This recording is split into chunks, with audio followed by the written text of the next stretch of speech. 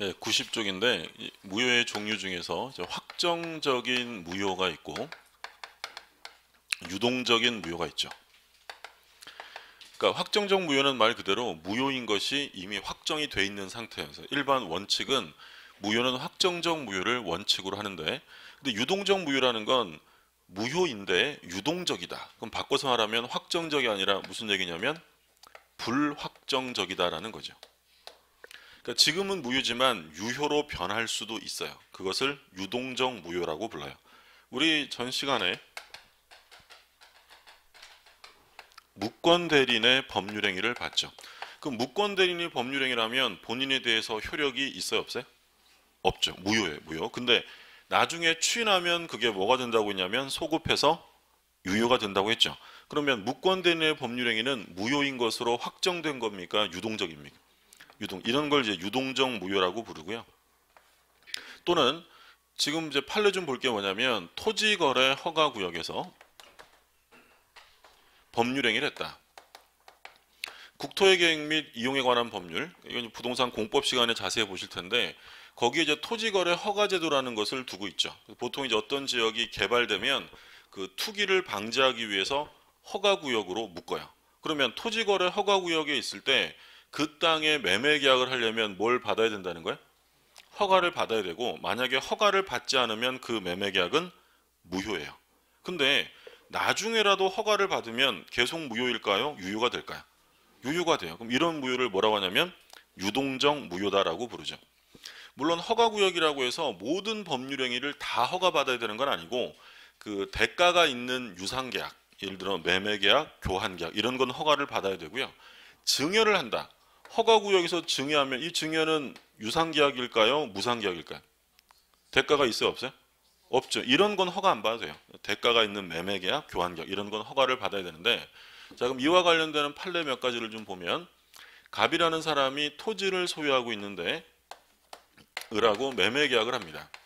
근데 을이 갑에게 계약을 하면서 계약금은 이미 지급했고요.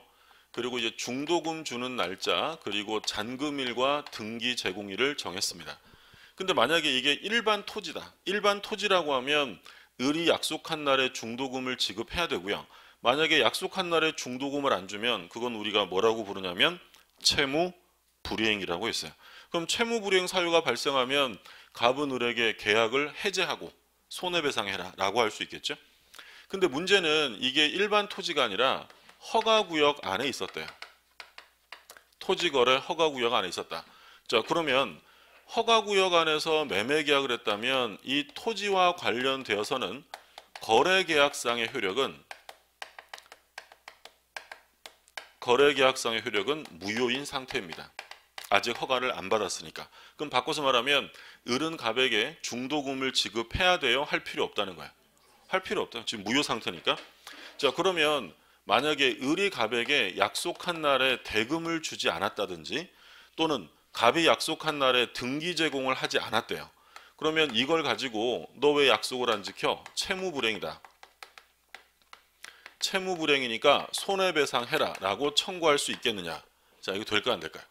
당연히 안 되겠죠. 안 되는 이유는 채무불이행이라는 말을 쓸 수가 없어요. 왜냐하면 현재는 무효니까 을이 중도금을 지급할 의무가 지금은 없다는 거죠. 그럼 당연히 너 약속을 안 지키니까 이 계약 없던 일로 하자라고 계약을 해제할 수 있느냐? 이것도 당연히 할 수 없다라는 거예요. 토지와 관련되어서는 계약상의 효력이 생기지 않습니다. 그런데 허가구역에서 매매계약을 했다는 건 두 사람이 허가받을 의사가 있는 거예요, 없는 거예요? 있어야 돼요. 만약에 허가받을 의사가 처음부터 없으면 그건 유동적 무효가 아니라 처음부터 그냥 확정 무효예요. 그러면 허가받을 의사가 있는 거니까 당연히 두 사람은 허가 신청에 성실하게 뭘 해야 되냐면 협력할 의무가 발생이 됩니다. 주된 의무는 없지만 협력 의무라는 부수적 의무가 하나 생기는 거예요. 자, 그럼 만약에 협력 의무는 발생이 됐는데 당사자 중에 일방이 협력 의무를 이행하지 않았답니다. 자, 협력 의무를 이행하지 않았다면 소구할 수 있느냐? 소구라는 건 소를 제기하여 구한다라는 거예요. 협조해 줘라고 소송 제기할 수 있을까 없을까요? 자, 협력 의무는 발생이 됐죠. 근데 이행 안 하면 당연히 소구할 수 있는 거야. 그러면 협력 의무를 이행 안 하면 이 협력 의무 불이행으로 손해가 생겼다면 이에 대한 손해배상을 청구할 수 있겠죠. 발생이 된 거니까. 근데 협력 의무를 이행 안 했다. 그러면 협력 의무 불이행을 이유로 계약을 해지할 수 있느냐? 해지할 수 없어요. 그죠? 아니 생겼다며 왜 얘는 안 되는 거야? 얘는 왜 안 되냐면 나중에 우리 계약법에서 공부할 텐데요. 계약을 해지할 때는 주된 의무를 이행하지 않았을 때 해제 사유가 되고 부수적인 의무를 위반할 때는 해제는 할 수 없어요. 그러면 토지 매매 계약을 했다면 이 거래 계약상 효력, 등기 주고 대금 주는 게 주된 의무고 협력 의무는 거기에 따라가는 부수적 의무예요. 그럼 부수적 의무를 위반하면 손해배상 청구는 되겠지만 뭐는 안 된다고요? 해제는 안 돼요. 그러니까 쉽게 얘기하면 그런 거죠. 그러니까 큰 게 아니라 자잘한 거예요. 작은 의무를 위반한 거예요. 그럼 작은 의무를 위반했다면 손해배상 청구로 충분하지 조만한 거 위반했다고 해서 아예 계약 자체를 엎어버릴 수는 없다라는 거예요. 해제는 안 되고 뭐만 된다고요? 손해배상 청구만 가능하다라는 게 판례예요. 계약법에 가면 그런 질문 나와요. 계약에 있어서 부수적 의무 위반의 경우에도 계약을 해지할 수 있다. OX예요. 안 돼요. 그건 손해배상으로만 되는 거고 부수적 의무 가지고는 해지 사유가 될 수 없고요. 자, 근데 의리갑에게 지금 이미 계약금은 준 상태잖아요. 그러니까 의리갑한테 내 계약금은 돌려주라. 지금 무효잖아. 계약금의 반환을 청구합니다. 그러니까 얘가 계약금의 반환을 청구하는 법적 근거는 뭐냐면, 자, 우리가 첫 시간부터 얘기한 게 법률행위가 무효가 되었다, 취소가 되었다라고 하면 이미 주고받은 건 다 뭐라 그랬어요? 원인 없이 준 꼴이 되니까 부당이득이죠. 그렇죠? 그러니까 부당이득으로 반환 청구를 지금 할 수 있느냐? 우리 판례는 지금 할 수 없다라고 합니다. 왜냐하면 지금은 확정된 게 아니라 유동적 무효잖아요. 아직 부당이득의 개념이 생길 수 없다는 거예요. 그럼 부당이득 반환 청구하려면 언제 이후에 가능하다는 걸까요? 그렇죠. 확정적 무효가 돼야죠. 만약에 지금이 아니라 나중에 이것이 확정적으로 무효가 돼버리면 갑은 을의 돈을 가지고 있을 이유가 없잖아요. 원인 없는 거니까 확정적 무효가 되면 그때 반환 청구를 할 수 있다. 그러니까 유동적 무효 상태에서는 부당이득 청구가 안 된다라는 게 판례고, 그러면 언제 계약이 확정적으로 무효가 되느냐? 뭐 제일 쉬운 거. 언제 확정적 무효가 되냐면 관할관청이 불허가 하면, 불허가 처분하면 확정적 무효가 되고요. 두 번째, 허가를 잠탈, 면탈할 목적으로 계약을 하면 확정적 무효고, 세 번째, 허가받을 의사가 없다. 허가받을 의사가 없음이 명백한 경우, 없음이 명백하면 이때는 확정적 무효가 된다라는 게 판례입니다. 나중에 조건 관련되는 판례도 있는데 일단 이 세 가지를 기본으로 봐두세요. 그러니까 허가를 잠탈할 목적이라는 것은 얘네들이 매매 계약을 할 때 처음부터 허가를 안 받을 생각이었다는 거예요.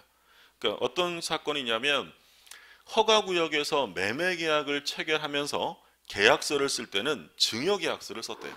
허가구역에서 토지 매매 계약을 하는 사람들이 왜 증여계약서를 썼을까요? 아까 처음 시작할 때 허가구역에서 증여할 때는 허가를 받아야 돼요? 받을 필요 없다고 했어요. 이거는 대가 없는 거니 받을 필요 없다고 했잖아요. 그럼 매매 계약을 한 사람들이 왜 증여계약서를 썼을까요? 허가를 안 받으려고. 그게 허가를 잠탈할 목적인 거예요. 이런 경우에는 유동적 무효가 아니라 확정적 무효가 돼요. 또 이런 사건이 있었어요. 갑이 매도인인데 나중에 뭐라고 하냐면 계약 안 한대. 무조건 해제. 그럼 얘가 원래 정상적으로 해제하려면 받은 계약금에 어떻게 하면 돼요? 100, 2배를 주고 해제하면 되잖아요. 근데 받은 계약금은 꼭 움켜쥐고 그냥 말로만 해제, 무조건 안 한대요. 그러면 을은 야, 왜 그래? 협조해줘 라고 소를 제기해야 되는데 그렇게 안 하고 을은 뭐야 그러면? 내 돈 어떻게 할 건데? 이러면서 이 부동산을 가압류합니다. 자, 한 사람은 몰라 묻지마 해제하고요. 상대방은 내 돈 내놓으라고 가압류했대요. 그럼 얘들은 이제 앞으로 허가받을 의사가 있다는 거예요? 없다는 거예요? 없다는 거예요. 허가받을 의사가 없음이 명백해지면 이건 확정적 무효가 될 수 있다는 거죠. 그럼 제일 쉬운 거. 유효가 되는 사유. 뭐가 있으면 유효가 되겠어요? 허가. 허가를 받으면 소급해서 그 계약 자체가 소급해서 유효가 되고요. 두 번째는 허가를 받진 않았는데 그 땅의 입법 목적이 달성돼서 허가구역에서 풀리는 경우가 있죠. 허가구역의 지정 해제, 존속기간 만료. 그럼 이 계약이 어떻게 되냐? 확정적으로 유효.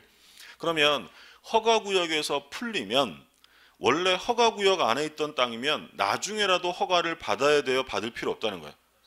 받을 필요 없는 거예요. 풀리는 순간 그 계약은 확정적 유효가 되는 거예요. 나중에 보면 지문으로 많이 꼬드겨요. 뭐 입법 목적상 허가구역 내에 있었던 토지라면 나중에라도 허가를 받아야 한다. 또는 중대한 변경이기 때문에 새롭게 계약해야 한다. 이런 말 나오면 다 틀리는 거예요. 풀리는 순간 계약은 어떻게 된다고요? 확정적으로 유효가 된다. 내용 이거 좀 다 하나하나 다 판례인데 일단 가장 기본적인 골격을 본 거예요. 요게 이제 다음 과정에 들어가면 요 골격에 판례가 몇 개 착착착 붙고 그 다음 과정 들어가면 또 축축축 더 붙고 해서 한 바닥이 될 거예요. 그러니까 일단 요 정도가 제일 기본이야. 핵심은 토지와 관련되는 거래계약의 효력은 없어요. 그런데 어떤 의무가 생긴다고요? 협력 의무가 발생이 된다. 그 내용이 이제 뭐 박스 그림에서 잠깐 소개되어 있고요. 자, 91쪽에 2번에 보면 일부 무효가 나오죠. 다음 페이지 넘겨보시면 3번에 무효행위의 전환, 그리고 4번에 보면 무효행위의 추인 이렇게 나옵니다.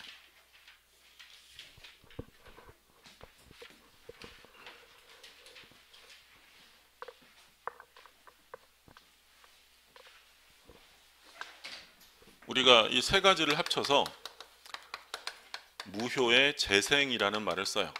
그러니까 무효인 걸 다시 살려서 써보겠다는 건데 세 가지가 나오죠. 첫 번째 일부 무효, 두 번째는 무효행위의 전환, 세 번째는 무효행위의 추인. 그러니까 조문 순서로 137조부터 9조까지 이렇게 되어 있는데, 그럼 일단 이 일부 무효, 무효행위의 전환, 무효행위의 추인 이런 말을 쓴다는 건 법률행위가 성립한 거예요? 아직 안 한 거예요? 성립한 거예요. 우리 첫 시간에 무효라는 말을 쓰려면 최소한 법률행위가 성립됐어야 돼요. 만약에 성립 요건을 못 갖추면 무효가 아니라 뭐라고 했냐면 불성립이라고 했어요. 그래서 무효를 논의한다는 건 성립된 이후의 문제인데, 그러면 일부 무효는 뭐냐면 법률행위를 했는데 그 법률행위 중에 일부분이 무효였다는 거예요. 그러면 이거를 일부는 유효로 다룰 것인지 아니면 전체를 무효로 할 것인지라는 게 문제예요. 우리 공부하는데 느낌이 어떨 것 같아요? 일부만 유효로 할까요? 전부 무효로 할까요? 한번 툭 찍어봐요. 그렇죠. 그렇죠. 예, 조문을 볼게요. 91쪽입니다. 91쪽 137조. 법률행위의 일부분이 무효인 때는 그 전부를 무효로 한다. 원칙은 전부 무효입니다. 그러나 그 무효 부분이 없더라도 법률행위를 하였을 것이라고 인정될 때에는 나머지 부분은 무효가 되지 아니한다. 원칙은 전부 무효고요. 나머지라도 했었을 거야 라는 가상적인 의사가 인정되면 그 나머지 부분은 유효가 된다라는 거죠. 그러니까 일부 무효는 뭐 시험에 나와도 엄청 쉽게 나와요. 법률행위의 일부가 무효이면 원칙적으로 일부분만 무효가 된다라고 하면 틀리는 거예요. 원칙은 뭐야? 전부 무효. 전부. 근데 나머지라도 했었을 거야라는 당사자의 가상적 의사가 인정되면 그때는 일부만 유효로 할 수 있다. 조문만 확인하고 가시면 되고요. 다음 페이지 보시면 138조가 나오는데, 무효인 법률 행위가 다른 법률 행위의 요건을 구비하고 당사자가 그 무효를 알았더라면 다른 법률 행위 하는 것을 의욕하였으리라고 인정될 때는 다른 법률 행위로서 효력을 가진다. 얘는 조문 읽어보니까 이 느낌이 잘 안 오죠? 그러니까 자기가 하려고 했던 법률 행위가 무효였다는 거예요. 근데 다른 법률 행위 요건을 갖췄고 이게 무효인 줄 알았더라면 이거라도 했었을 거야 라는 당사자의 가상적인 의사가 인정되면 그것으로 바꿔주겠다라는 거예요. 그러니까 예를 들자면 어떤 사람이 A라는 법률 행위를 하려고 했는데 이게 효력 요건을 갖추지 못해 무효예요. 무효. 성립은 한 거야 안 한 거야? 성립한 법률 행위가 무효일 것.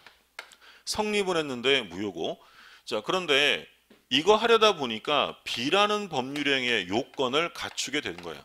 근데 얘랑 효력이 비슷해서 A가 무효인 걸 알았더라면 B라도 했었을 것이야 라는 당사자의 가상적 의사.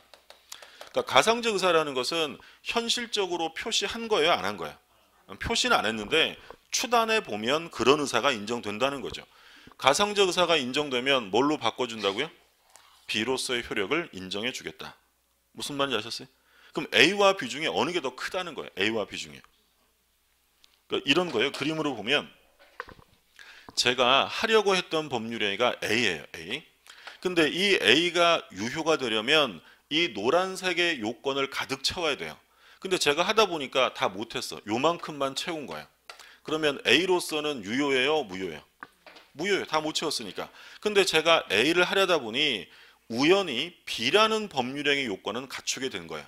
근데 얘랑 효력이 비슷하다면 이게 무효인 줄 알았더라면 뭐라도 했다는 거예요.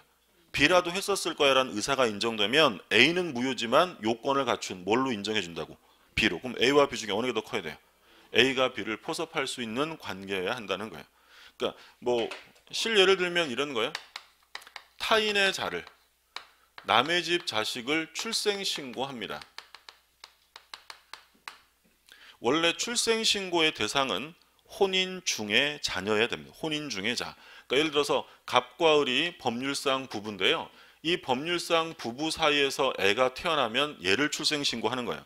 그런데 병과 정이라는 사람이 있는데 이 사람 사이에서 A가 태어났는데 갑과 을이 병정의 허락을 얻어 얘를 출생신고해버린 거예요. 그러면 이 출생신고는 유효일까요? 무효일까요? 당연히 무효죠. 자기 자식이 아니잖아요. 그런데 이 사람들은 왜 이런 출생신고를 했을까요?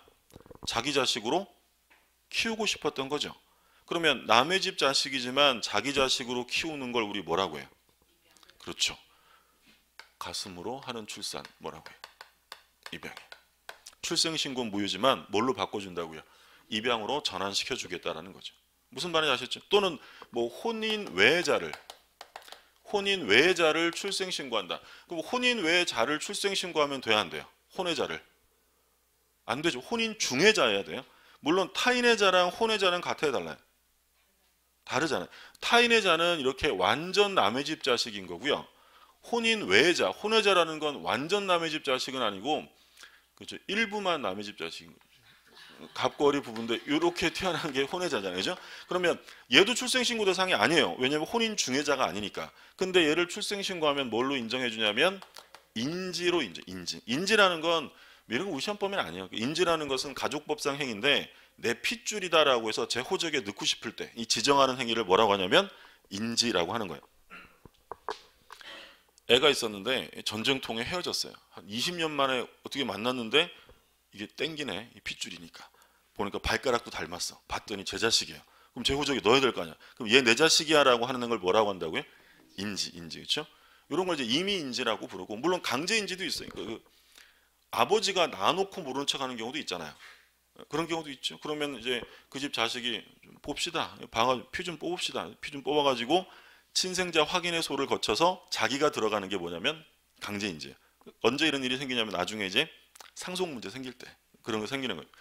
어쨌든 이런 것들이 무효지만 이걸로 바꿔주겠다. 이게 바로 뭐예요? 무효행위의 전환이에요. 전환. 이해되셨어요? 그 개념만 이해하시면 돼요. 이 중에서 제일 중요한 건 추인이에요. 추인. 무효행위 추인. 시험에 제일 많이 나오는 건 139조를 보죠. 자, 139조. 무효인 법률행위는 추인하여도 그 효력이 생기지 아니한다. 그러나 당사자가 그 무효임을 알고 추인한 때는 새로운 법률행위로 본다. 자, 무효는 한 번 무효는 계속 무효이기 때문에 원래는 추인해도 효력이 없죠. 그런데 무효임을 알고 추인을 하면 자, 뭘로 본다고요?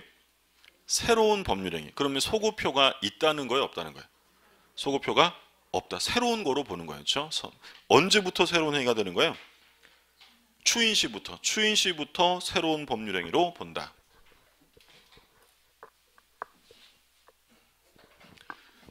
무효행위의 추인.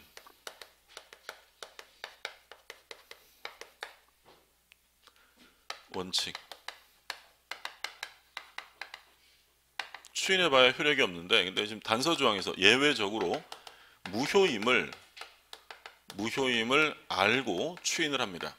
자, 무효임을 알고 추인하면 뭘로 인정한다고 했냐면 새로운 법률 행위를 한 것으로 인정을 한다. 이게 이제 시험에 잘 나오는데, 시험에 이 조문이 나오면 가장 많이 물어보는 건 뭐냐면 바로 이거야. 새로운 행위로 본다. 즉 뭐가 없다는 거야. 소급표가 없다라는 거예요. 소급표가 없고 추인 시부터 새로운 행위로 본다. 그래서 시험에 계속 뭐라고 나왔냐면 무효임을 알고 추인하게 되면 소급하여 유효가 된다. 이런 질문 나왔어요. 그럼 당연히 틀리는 질문이죠. 그러니까 맨날 이렇게 내다 보니까 심심했는지 작년에는 꼬드겨 보려고 뭐라고 나왔냐면 무효임을 알고 추인하면 처음부터 새로운 법률 행위를 한 것으로 본다라고 나왔어요. 틀렸죠? 아주 야비해, 그죠? 앞에 뭐가 나왔어요? 처음부터가 아니라 추인 시부터 새로운 행위로 보는 거였죠.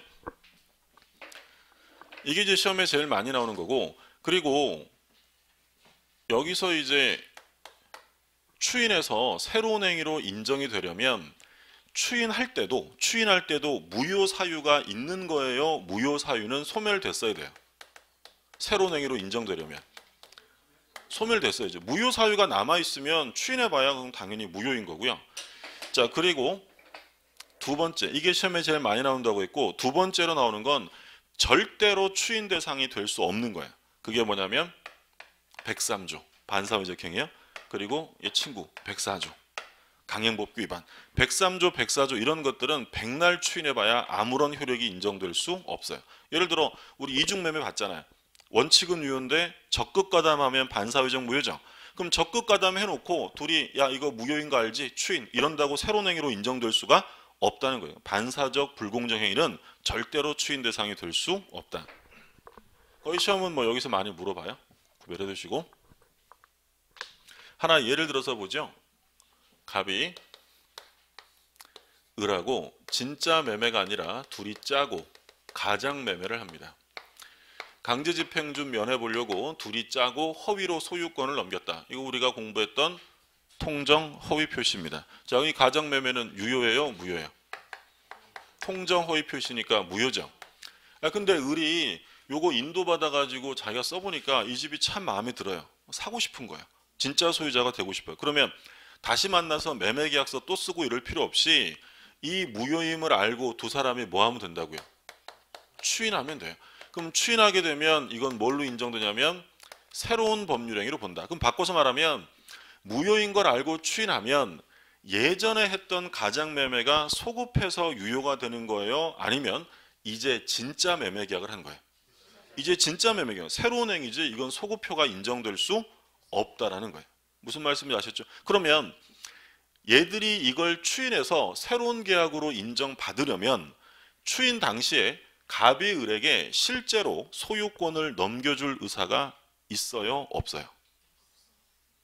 이게 새로운 계약으로 인정이 되려면 갑이 을에게 실제로 소유권을 넘겨줄 의사가 있어요? 없어요? 있어야 돼요. 없으면 여전히 무효예요. 가장매매잖아요. 그래서 무효 사유는 어떻게 되어야 한다고요? 소멸되었어야 한다는 거죠. 그렇죠? 그럼 등기부를 한번 보면 갑에서 을로 소유권 이전 등기가 돼 있는데 이게 지금 가장매매로 등기가 된 거였어요. 그럼 가장매매로 된 등기니까 이 등기는 당연히 뭐예요? 무효 등기죠. 근데 얘가 추인해서 진짜 소유자가 되는 겁니다. 그러면 원래대로 하려면 무효 등기부터 어떻게 해야 돼요? 등기 없애는 걸 우리 뭐 한다고 했어요? 말소. 말소하고 새롭게 다시 이전 등기를 해야 돼요. 근데 등기부에 무효라고 써 있는 것도 아닌데 돈 들여가면서 말소하고 똑같은 이전 등기를 다시 할 필요가 없잖아요. 그러면 요 등기를 그대로 써먹을 수도 있어요. 그걸 뭐라고 하냐면 무효 등기의 유용, 무효 등기를 전용한다라는 거예요. 그럼 무효 등기를 유용하면 이 가장매매로 인했던 이 등기가 예전 가장매매 시부터 유효 등기일까요? 지금부터 유효 등기일까요? 지금부터. 역시 뭐가 없다는 거예요. 소급표가 없다는 거예요. 소급표가 인정될 수 없다. 자주 나오는 거니까 좀 봐두시고. 그래서 교재에서 그 내용이 나오죠. 그 92쪽에 맨 밑에 요건. 무효 행위가 추인 가능한 행위여야 한다. 따라서 강행법규 위반 행위나 반사회 질서 행위 또는 불공정 행위로 무효인 경우에는 추인에 의해 유효가 될 수 없다. 제일 대표적인 게 반사회적 불공정 행위. 그리고 효과가 보시면 기억의 원칙은 비소급표라고 되어 있고요. 니은에 보면 예외가 있어요. 예외. 뭐 약정으로 지들끼리 인정하는 건 뭐 당연한 거고, 둘째 줄에 보면 무효인 신분행위에 대한 추인은 소급표가 인정된다. 그러니까 재산상 행위가 아니라 가족법상 행위 있잖아요. 가족법상 행위는 추인하면 뭐가 인정된다고요? 소급표가. 그러니까 예외적인 거죠. 어떤 사건이 있었냐면 그 기아 사건인데 3살 난 애가 버려져 있었어요. 그러니까 버려진 3살 난 아이를 데려와서 키운 거예요. 자기 자식으로. 그러면 이 주워온 이 사람은 어떤 의사가 있는 거예요? 남의 자식을 내 자식으로 키우는 거니까 입양의 의사가 있는 거예요. 근데 그때 당시에 그 입양이 유효가 되기 위해서는 15세 미만의 자를 입양할 때는 입양되는 아이의 부모 동의가 있어야 되고요. 15세 이상의 자는 자기가 스스로 들어가면 돼요. 근데 3살 난 애를 주워와서 키웠다면 이 입양은 유효일까요? 무효일까요? 무효예요. 뭐가 없으니까. 걔 부모 동의가 없잖아요. 근데 이 아이가 무럭무럭 자라서 15세를 넘깁니다. 그러면 이 아이가 스스로 무효인 입양을 뭐 할 수 있어요? 추인할 수 있어요. 추인 자기가 하면 돼요. 이때 얘가 추인하게 되면 얘는 추인 시부터 그 집 자식으로 두르는 게 타당해요? 주워왔을 때부터 하는 게 타당해요? 주워왔을 때. 판례 입장이에요. 그럼 뭐가 있다는 거예요? 소급표가 있다. 그래서 우리 판례도 가족법상의 행위는 재산상의 행위와 같이 볼 수 없다라고 해서 그때는 예외적으로 소급표를 인정한다라는 게 판례 입장입니다. 자, 여기까지가 이제 법률행위의 무효가 돼요. 무효. 그 다음에 이제 취소가 나오죠.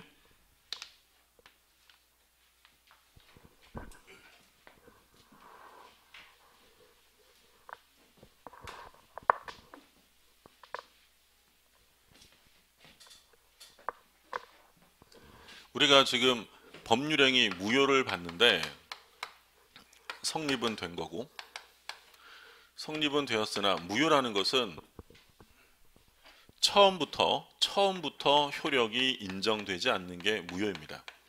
근데 이제 지금 우리가 보게 되는 취소라는 것은 아직 취소를 안 했으면 일단은 유효해요. 일단은 유효. 근데 일단 유효하다는 건 확정된 거예요? 아직은 불확정적인 거예요? 불확정적이죠. 그러니까 이게 세모예요. 세모. 불확정적 유효 상태인데 취소권자가 나중에 이 법률행위를 취소해버립니다. 자, 취소하게 되면 이 법률행위의 효력은 소멸되는데 취소 시부터요? 처음부터일까요? 처음부터 효력이 상실되어집니다. 그럼 결국 취소하고 나면 뭐랑 같아져요? 무효랑 같아지는 거였죠.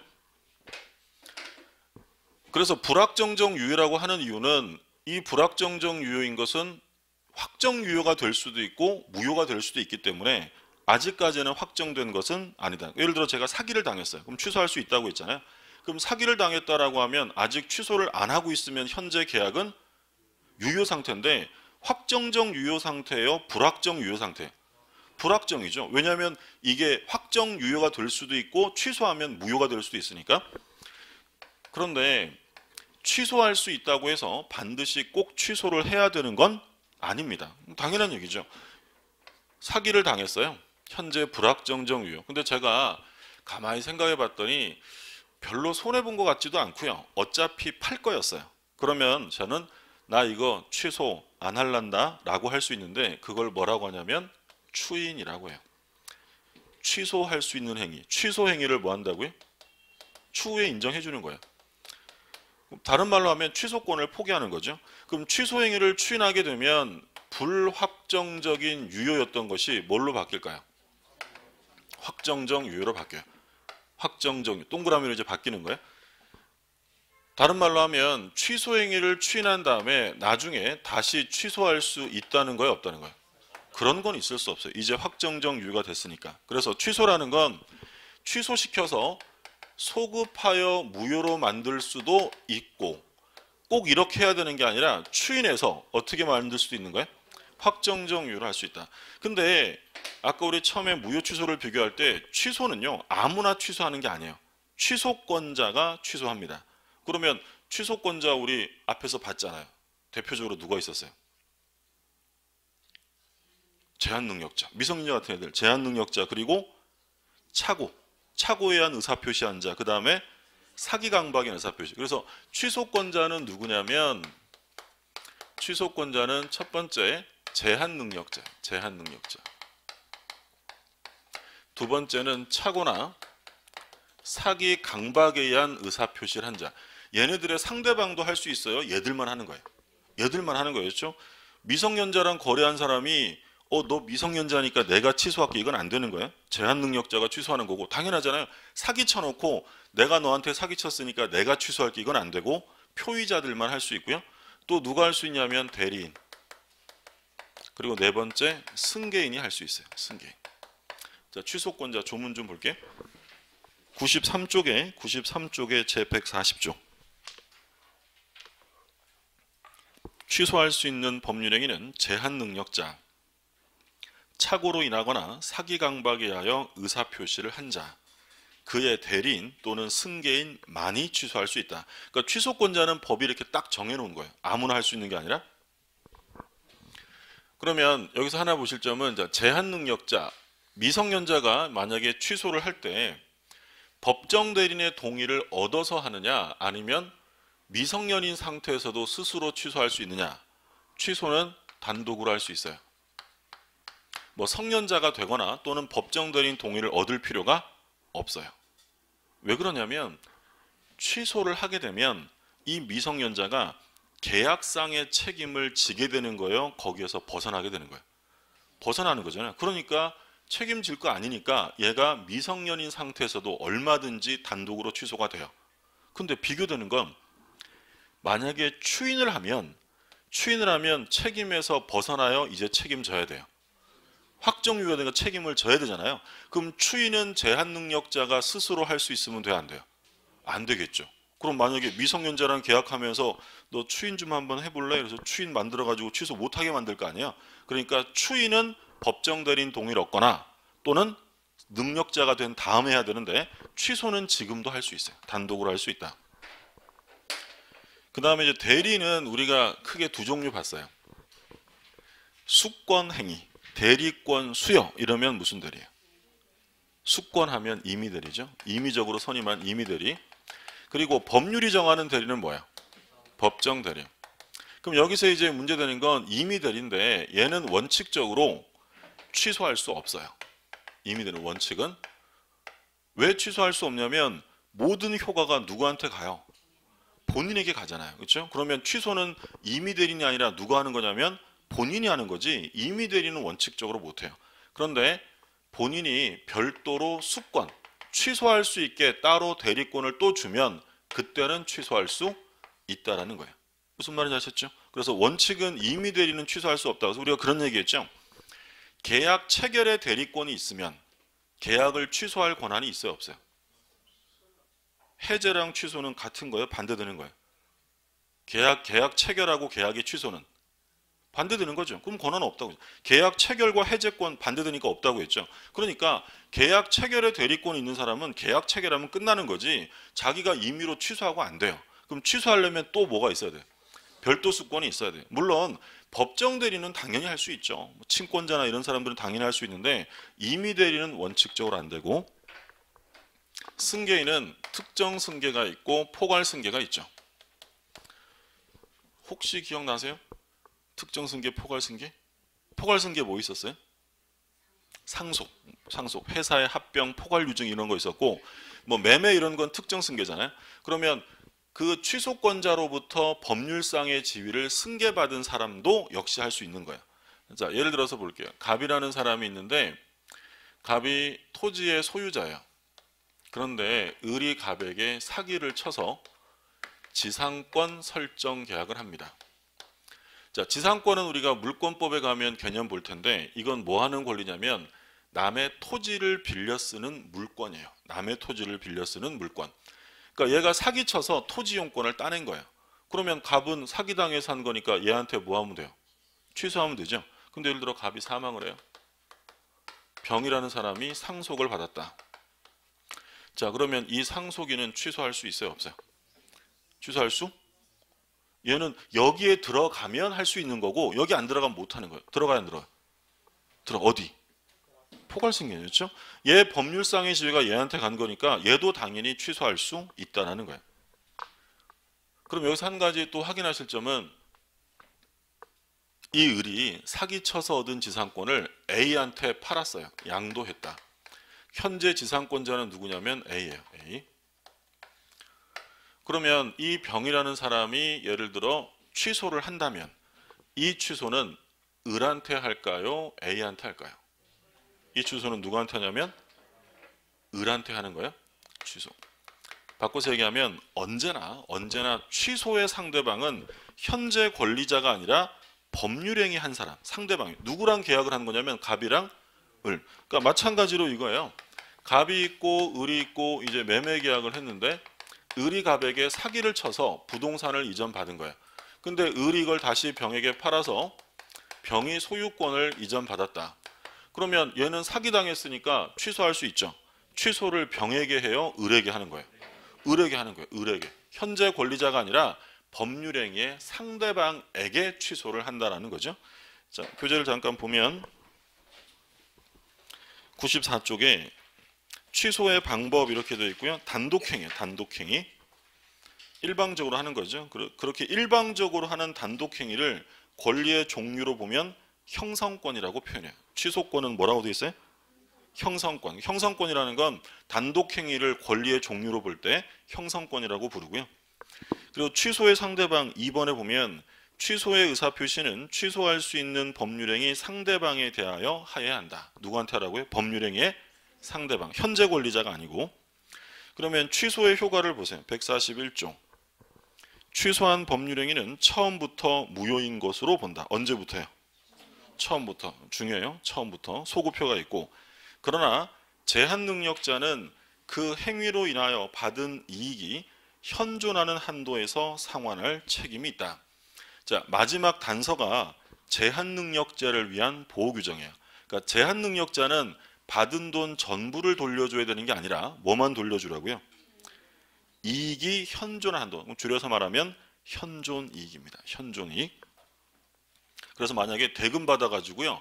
1억 받아가지고 그 중에 3천만 원을 술 사 먹고 떡 사 먹고 탕진했다. 그럼 얼마만 돌려주면 되는 거예요? 7천만 원만 돌려주면 되는 거예요.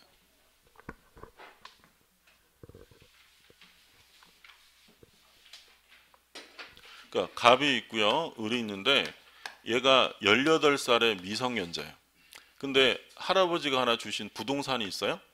매매 계약을 하고 소유권을 넘겨주고 대금 1억 원을 받았어요. 근데 얘가 법 공부를 일찍 해가지고요. 이 조문을 알아. 그래서 1억을 딱 받아와가지고 온 가족을 집합시킵니다. 엄마, 내가 한 건 했는데 이래가지고 온 가족을 데리고 팔도 유람하며 술 사 먹고 떡 사 먹고 3천만 원 탕진하고 와요. 지쳐 돌아온 갑이 와서 뭐라고 해요? 취소 이럽니다. 자, 얼마만 주면 된다고요? 7천만 원만 주면 돼요. 7천만 원. 그게 뭐라? 현존 이익. 얼마만 현존하니까? 7천. 이게 현존 이익의 반환이에요. 무슨 말인지 아시겠죠? 그럼 누구를 위한 제도예요? 제한능력자. 그럼 제한능력자가 선일 때만 현존 이익일까요? 악이라도 현존 이익일까요?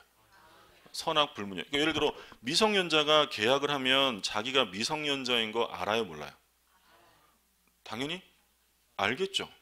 자기가 미성년인데 미성년인 걸 모르면 얘는 의사 능력을 의심해 봐야 돼요. 그죠? 다 알아요. 그래도 전부 반환이 아니라 뭐만? 현존이. 그럼 예를 들어서 얘가 1억을 받아가지고요. 어떻게 했냐면 3천만 원은 술 사 먹고 떡 사 먹고 탕진했어요. 탕진했고 그리고 2천만 원은 엄마랑 같이 생활비로 썼어요. 생활비로 썼고요. 나머지 5천은 나중에 여친 선물 사주려고요. 서랍에 넣어놨어요. 서랍 속에 현금 5천 들어가 있어요. 자, 취소가 되면 갑은 을에게 얼마를 반환해야 될까요? 여기서 문제되는 게 바로 요게 문제였죠. 이건 당연히 탕진한 거니까 없어진 거예요. 근데 생활비로 썼다는 건 없어졌지만 이건 현존 이익이에요. 이 돈이 아니면 다른 돈이 들어갔을 테니까. 그럼 얼마를 반환해야 돼요? 7천만 원 반환해야 되겠죠. 생활비는 탕진한 게 아니죠. 일단은 3천만 원을 전세 자금으로 썼대요. 현존 이익이 아니에요. 현존 이익인 거였죠. 그 얘기고. 항상 그 제한능력자랑 거래할 때는 제한능력자를 우선해서 보호하기 때문에 항상 조심하셔야 되고, 근데 오른쪽에 보면 이제 그 취소할 수 있는 행위에 추인 나와요. 추인. 그래서 취소할 수도 있고 뭐 할 수도 있다고 했어요. 추인할 수도 있어요. 추인. 그게 이제 두 번째로 나오죠. 요건을 한번 보세요. 기억의 추인권자는 누구냐면 140조가 규정하고 있는 취소할 수 있는 자. 지금 여기 써 있는 애들이야. 취소권자가 추인도 할 수 있어요. 근데 제일 중요한 건 니은이죠. 니은. 추인은 취소 원인이 소멸한 후에 해야 한다. 그리고 셋째 줄 무지 중요해요. 가운데 보면 그러나 이렇게 되어 있죠. 찾으셨어요? 니은의 셋째 줄 그러나 법정 대리인 또는 후견인은 언제든지 할 수 있다. 중요합니다.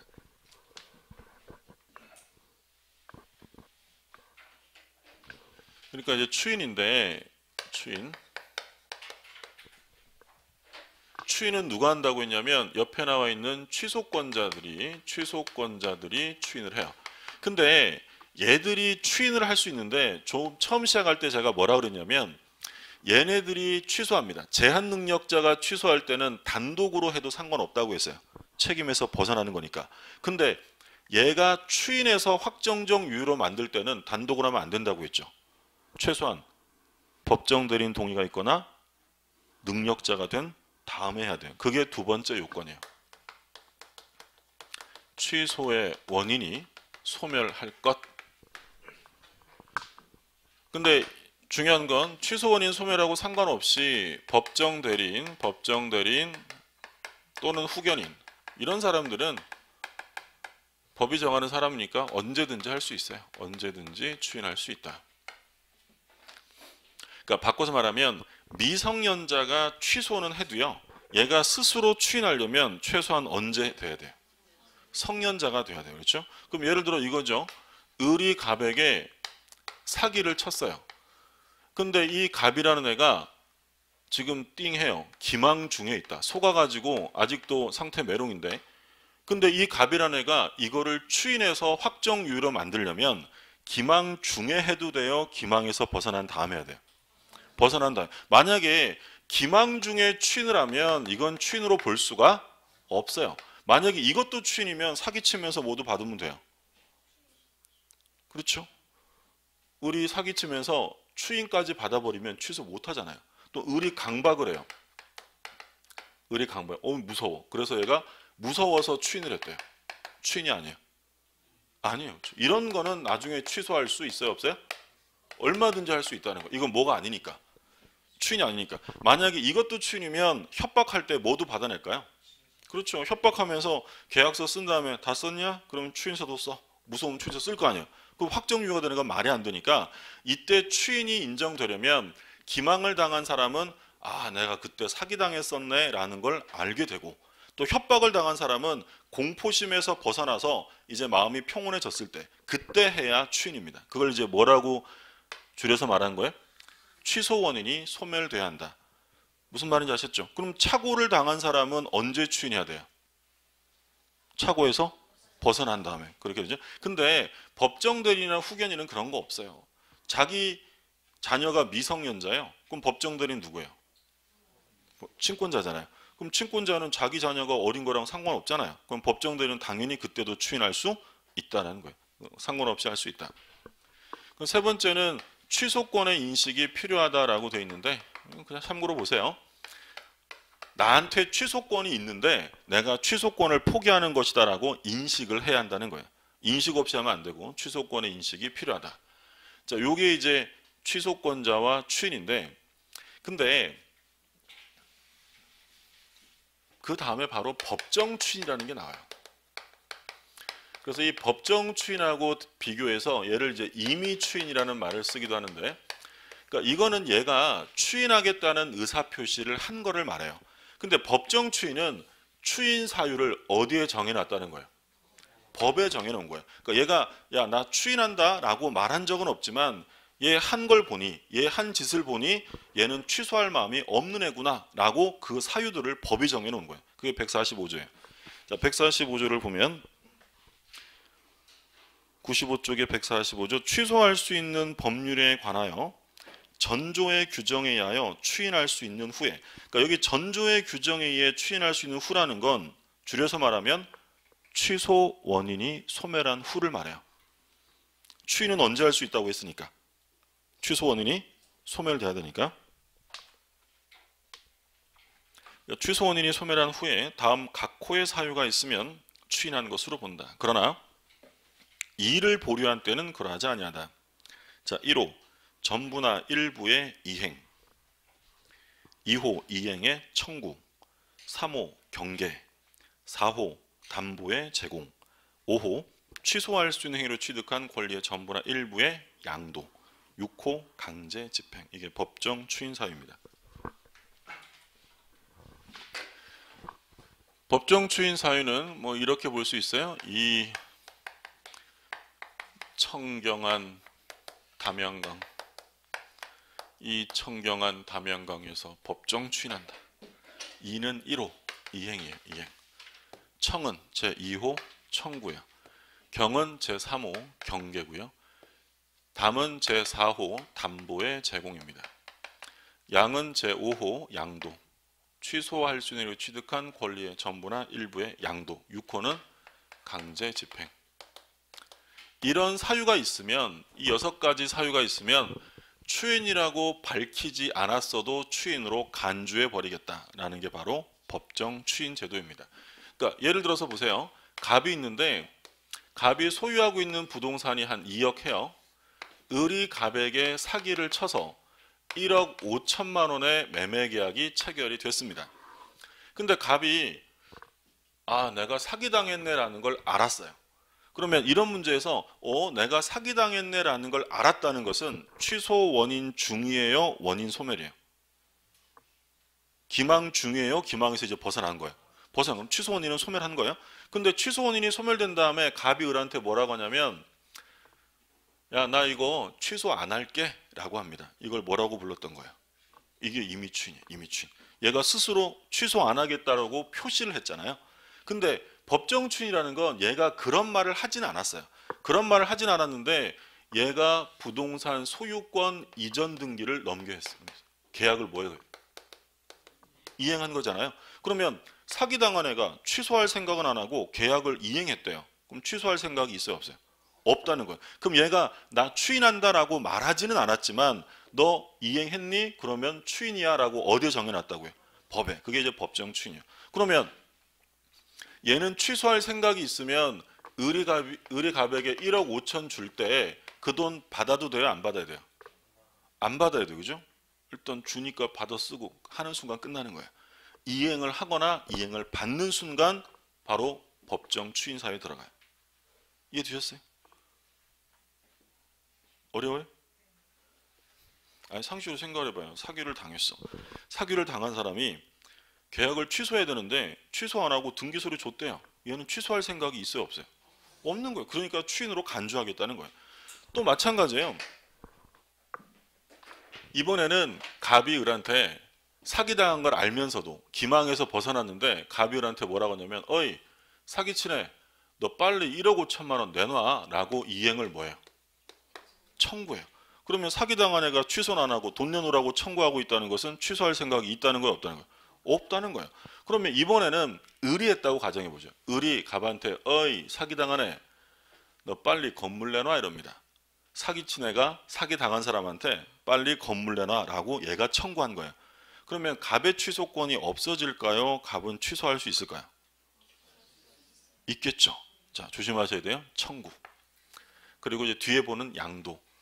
청구와 양도는 두 가지가 중요한데 얘네 둘은 누가 했을 때만 법정 추인이냐면 취소권자가 청구하거나 양도했을 때만 법정 추인이지 만약에 상대방이 취소권의 상대방이 청구하면 그건 법정 추인이 될 수 없어요.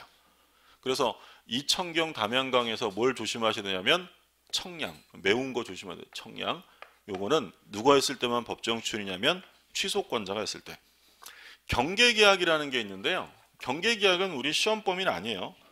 고친다는 건데 근데 계약의 주된 내용을 바꾸는 게 경계계약인데 단순하게 말하면 뭐냐면 구채무를 예전 채무를 소멸시키고 신채무를 새로운 채무를 발생시키는 것, 이것을 경계계약이라고 불러요.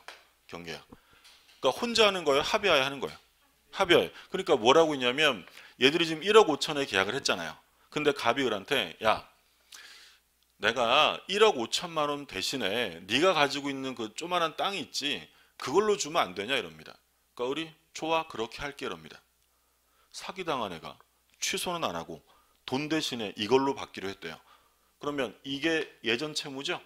구채무를 없애고 소유권, 새로운 걸 넘겨주는 신채무를 만들어낸 거예요. 이걸 무슨 계약이라고 하냐면 경계계약이에요. 그럼 이런 계약을 했다는 건 취소할 생각이 있다는 거예요, 없다는 거예요? 없다는 거예요. 그렇죠? 자, 그리고 담보 제공 말할 것도 없죠. 갑이 취소해야 되는데 취소 안 하고 야, 너 혹시 1억 5천만 원 안 줄지도 모르잖아. 그러니까 너 담보 제공해. 했대요. 그럼 얘는 취소할 생각이 없다는 거예요. 자, 그 다음에 이제 권리양도인데 갑이라는 사람이 아직 취소를 안 하고 있어요. 그럼 취소를 안 하고 있으면 현재 계약은 유효죠. 그럼 갑이 을에게 얼마의 채권이 있는 거예요? 1억 5천. 유효니까. 1억 5천만 원에 뭐가 있는 거냐면 매매 대금 채권이 있는 거죠. 매도인이. 근데 이 갑이 자기 친구 병한테 야, 친구야, 내가 을하고 계약해서 1억 5천만 원 받을 거 있는데 내가 너한테 줄 돈도 있고 하니까 이 채권을 넘길게 라고 대금 채권을 뭐 했냐면 양도한 거야. 그럼 얘는 취소할 생각이 있다는 거야, 없다는 거야? 없다는 거였죠. 또 바꿔서 얘기하면 제가 사기당해서요, 아파트를 엄청 비싸게 샀어요. 그러면 저는 취소하면 되잖아요. 근데 취소를 안 하고 이 비싸게 산 아파트를 다른 사람에게 전세를 줬어요. 취소할 생각이 있다는 거야, 없다는 거야? 없다는 거예요. 양도. 자, 근데 이번에도 조심하셔야 돼요. 이번에는 사기친 애가 부동산을 넘겨받아서 이거를 A에게 팝니다. 그러면 이번에 양도한 사람은 취소권자가 양도한 거예요? 상대방이 양도한 거예요? 상대방이 양도한 거죠. 그러면 사기당한 갑은 취소 못해요, 할 수 있어야 돼요? 당연히 해야죠. 누구한테? A한테요, 을한테요? 을한테 한다고 했죠. 그럼 이건 지금 누가 양도한 거냐면 상대방이 양도한 거예요. 그러면 이건 법정 추인 사유가 될 수 없어요. 그래서 청구와 양도는 누가 했을 때만 법정 추인이라고요? 상대방은 될 수 없다. 두 가지 조심하시고, 이것도 말할 것도 없죠. 강제집행. 사기당한 애가 취소는 안 하고 얘가 1억 5천만 원 안 준다고요? 다른 부동산을 강제집행해요. 취소할 생각이 없다라는 거죠. 그렇죠? 그 얘기예요. 그래서 청구와 양도 두 가지만 좀 조심하시고, 다음 페이지 한번 보세요. 그래서 뭐 쭉 다 사례를 설명하고 있어요. 한번 나중에 읽어보시면 되겠고, 그 다음에 맨 밑에 니은에 보면 법정 추인 사유는 취소 원인이 소멸한 후에 이루어져야 한다. 이것도 추인이니까 원인 중에 하면 돼요? 원인 소멸해야 돼요? 당연히 소멸해야 돼요. 그래서 미성년자가 이행했다고 추인되는 거 아닙니다. 성년자가 된 다음에 해야 되고, 그 다음에 이의를 보류하지 않았어야 한다라고 되어 있죠. 그러니까 이의를 제기했다면 그건 법정 추인이 아니라는 얘기고, 자, 오른쪽에 효과는 법정 추인도 추인이니까 이제 확정적 유효가 됩니다. 다시는 취소할 수 없고요. 자, 그 다음에 이제 취소권의 단기 소멸 146조가 나오는데, 우리가 앞에서부터 얘기한 것처럼 이런 취소권은 영원히 행사할 수 있는 게 아니라고 있어요. 자, 보시면 취소권은 추인할 수 있는 날로부터 몇 년 내요? 3년. 그러니까 추인할 수 있는 날은 바꿔서 말하면 뭐라고 표현할 수 있어요? 언제부터 추인할 수 있어요? 취소 원인이 소멸한 날. 그럼 사기를 당한 사람은 기망에서 벗어나고 몇 년 안에 해야 돼요? 3년 안에 해야 돼요. 그리고 법률행위 한 날로부터 10년 내에 행사해야 합니다. 그러면 둘 중에 하나라도 빠른 시간이 도래하면 취소권은 그대로 소멸해요. 무슨 말인지 아셨어요? 그러니까 예를 들자면 갑이랑 을이랑 둘이 매매 계약을 했는데 을이 갑에게 사기를 쳐서 매매 계약을 했습니다. 예를 들어서 2000년도에 2000년에 계약을 했어요. 그런데 이 갑이라는 애가 2001년에 내가 작년에 사기당했네 라는 걸 알게 됐어요. 그럼 얘 취소권은 몇 년까지 행사해야 합니까? 자, 법률행위 한 날로부터 10년이면 2010년이고요. 여기서 사기당했네 알았다면 여기서 취소 원인이 소멸하죠. 여기서부터 몇 년? 4년. 2004년이죠. 빠른 게 오면 소멸해요. 그럼 몇 년도에? 2004년도였죠. 근데 만약에 이 갑이 애가 좀 둔해가지고요. 2008년에 깨달았어요. 와, 나 옛날에 사기당했네. 자, 그러면 갑의 취소권은 몇 년까지 행사되어져야 될까요? 2010년이겠죠. 여기서부터 3년이면 2011이지만 어느 게 더 빨리 와요? 10년이 더 빨리 오니까, 그렇죠? 그래서 둘 중에 하나라도 빠른 기간이 오면 취소권은 소멸된다. 이런 기간을 뭐라고 부른다고요? 제척기간. 제척기간에 걸린다. 자, 여기까지 보시고 좀 쉬었다가 다음 과정 보죠.